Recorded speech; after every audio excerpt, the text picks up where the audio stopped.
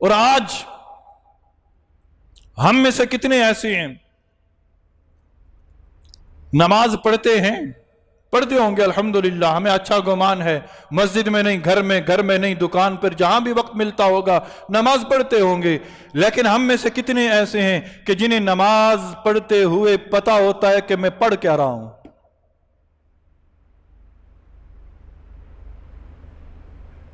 نماز کے مسائل،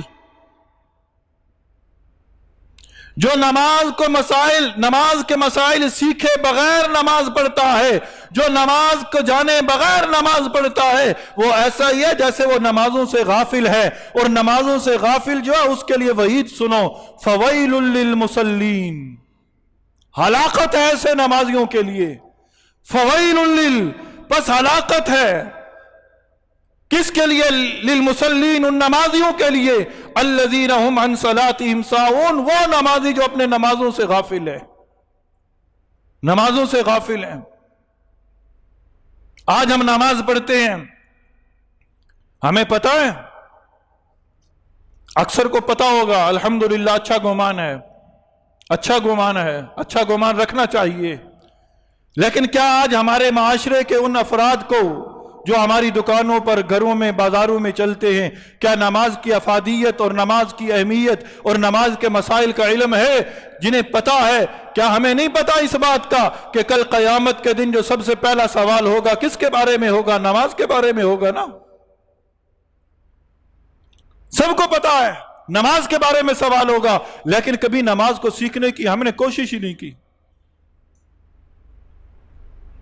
جب ہم نماز پڑھتے ہیں، نماز پڑھنے کے لیے 7 شرطوں کا پورا کرنا ضروری ہے، 7 شرطوں کا پورا کرنا ضروری ہے، 7 شرطیں پوری نہیں ہوں گی نماز نہیں ہوگی۔ کیا ہم میں سے کتنے لوگ ایسے ہیں جو انگلیوں پر فوراً چٹکلی کے ساتھ ABCDEFG کی طرح نماز کی شرائط سنا دیں گے؟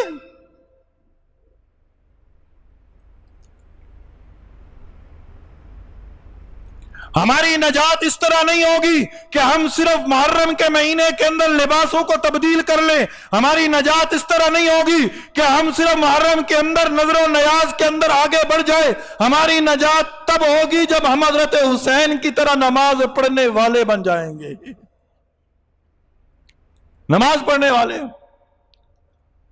اور ان مسائل کو سیکھ کر نماز کی شرائط کیا ہے، میں نماز پڑھنے آیا ہوں، مجھے علم ہونا چاہیے کہ یہ 7 شرائط جب تک میں پوری نہیں کروں گا میری نماز نہ ہوگی۔ ان 7 شرائط میں سے پہلی شرط کیا ہے؟ میں جس جگہ نماز پڑھ رہا ہوں اس جگہ کا پاک ہونا ضروری ہے، میں جس بدن کے ساتھ نماز پڑھ رہا ہوں اس بدن کا پاک ہونا ضروری ہے، میرے جسم پر جو لباس ہے اس لباس کا جو ہے پاک ہونا ضروری ہے، میرا سطر ڈھانپا ہونا ضروری ہے، میں جو وقت کی نماز پڑھنے آیا ہوں اس وقت کا ہونا ضروری ہے، میرا چہرہ قبلے کی طرف ہونا ضروری ہے، میں جو نماز پڑھ رہا ہوں اس کی نیت کا ہونا ضروری ہے۔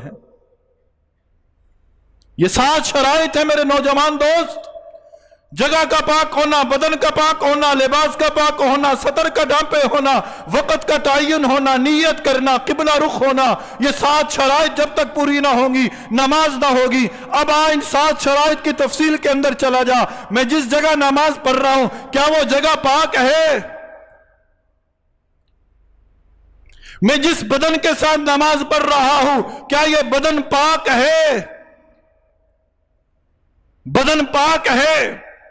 اب میں نے بدن کو کتنی نجاستوں سے پاک کرنا ہے؟ میں نے اس بدن کو نجاست حکمی سے بھی پاک کرنا ہے، میں نے اس بدن کو نجاست حقیقی سے بھی پاک کرنا ہے، میں نے اس بدن کو نجاست غلیظہ سے بھی پاک کرنا ہے، میں نے اس بدن کو نجاست خفیفہ سے بھی پاک کرنا ہے۔ اور اس میں سے چند وہ لفظ ہیں جو آج بہت سارے لوگوں نے سنے بھی پہلی دفعہ ہوں گے۔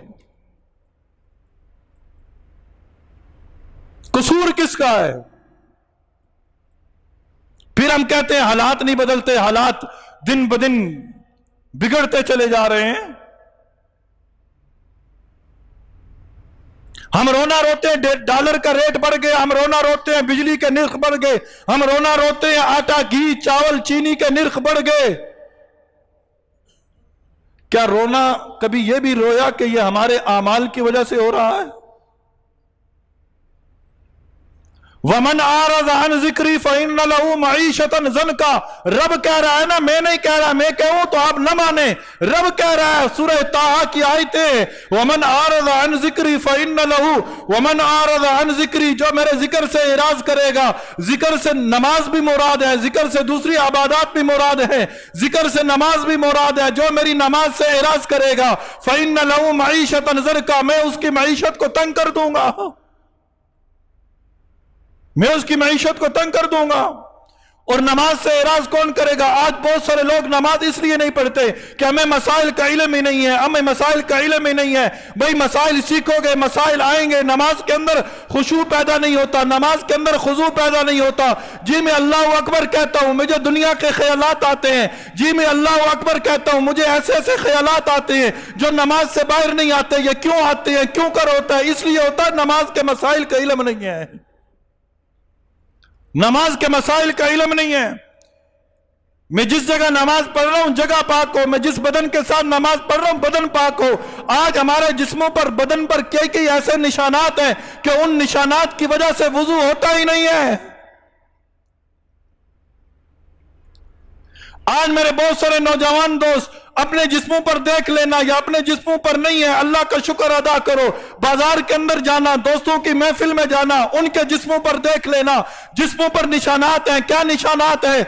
नाम लिखवाए हुए हैं, किसी ने ए लिखवाया है, किसी ने बी लिखवाया है, किसी ने जेड लिखवाया है, किसी ने अपना नाम लिखवाया है, रंग भरवाया है, जिस्मों पर टीटू बनवाए हैं, टीटू जिसे कहते हैं, नाम लिखवाए हैं। याद रखना, जिसके जिस्म पर यह निशानात हैं उसने अपने जिस्म पर यह नाम लिखवाया है। अल्लाह और अल्लाह के रसूल की लानत है ऐसे शख्स पर।